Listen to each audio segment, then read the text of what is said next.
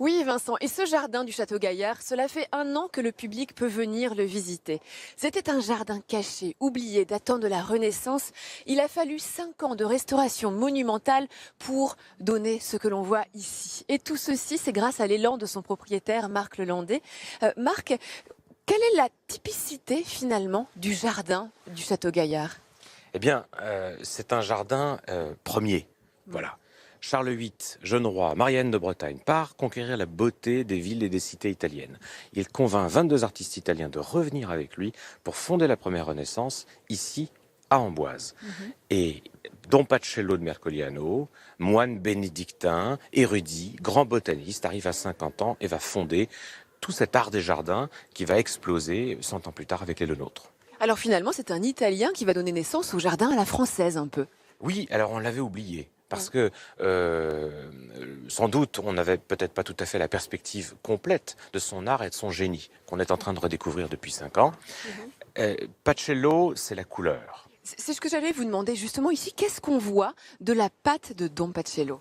Les minéraux colorés, l'utilisation des simples, les fleurs, tout ça se mélange dans ce qu'on appellerait aujourd'hui la permaculture. À l'époque, on mélange tout et on le fait sous forme de parquet. Il appelle ça des parquets. Ce ne sont pas des parterres, ça c'est plus tardif, ce ne sont pas les carrés, c'est un peu autre chose. Il va lui créer quelque chose qui va être très nouveau et qui va créer énormément de contrastes, qui fait que le jardin est aussi beau en été qu'en hiver.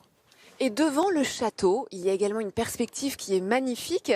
Là aussi, où est la pâte de Don Pacello? Le jardin clos, qui est issu du Moyen-Âge, Pacello vient le mettre devant le château. C'est une innovation. Donc il crée la perspective axiale, c'est-à-dire que l'agrément de vie se place devant le château. Jardin clos, 3 mètres de hauteur de mur, protégé des vents du nord, exposé plein sud et irrigué par sources et rivières. Et surtout, ces parquets verts de gazon sont agrémentés d'orangers.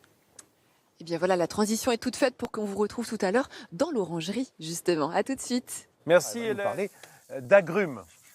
Et oui Vincent, mais alors pourquoi parler d'agrumes ici au Château Gaillard à Amboise? Eh bien parce que Don Pacello, le fameux maître jardinier qui a créé les jardins à l'extérieur, est aussi le premier à avoir importé des agrumes ici en France. Qui dit agrumes dit orange et donc peut-être aussi première orangerie, c'est un peu le cas ici Marc. Oui, alors Pacello appelle ça une limonaya. C'est joli. Oui, citron, du latin et de l'italien. L'idée qui lui vient, c'est qu'il ne peut pas les acclimater, évidemment, en période hivernale. Donc, il va utiliser la roche pour l'humidité et le soleil du sud. Et puis, construire une semi-troglodyte qui va devenir une limonaya, puis ça deviendra ensuite une orangerie. Donc, première orangerie faite en France à ce moment-là. Le lieu est magnifique, la collection également. D'ailleurs, elle se compose de quoi votre collection d'agrumes? Eh bien, toutes les stars sont là. Donc le kumquat qui est ici, que les Arabes vont tremper dans le miel et mettre dans les tagines. Puis ici la bergamote qui est C'est énorme. le fruit préféré de nos grands-mères dans leur tisane, évidemment. Alors moi j'aime aussi particulièrement celui-ci, je le trouve magnifique là, cet agrume orange rayé tigré de rouge, c'est une orange sanguine? Eh bien non, c'est un citron sanguin, Hélène. Donc on n'est pas loin effectivement de ce que vous disiez, mais voilà, il est bariolé comme les pantalons des gardes suisses du Vatican. D'accord. Et alors le premier agrume qu'a ramené justement Don Pacello, quel est-il? Eh bien, c'est celui-là, c'est la bigarade, c'est-à-dire c'est l'orange amère, qu'on appelle l'orange amère, qui est très connu dans le midi de la France maintenant, et qui est très utilisé dans la parfumerie aussi aujourd'hui. On l'appelle aussi le néroli, très souvent. Ah oui, effectivement. Alors dites-moi, comment vous prenez soin justement de tous ces agrumes? Est-ce qu'il y a quelques petites astuces que vous pouvez donner à nos téléspectateurs? Alors, une douche par semaine sur les feuilles en été, une douche par mois en hiver.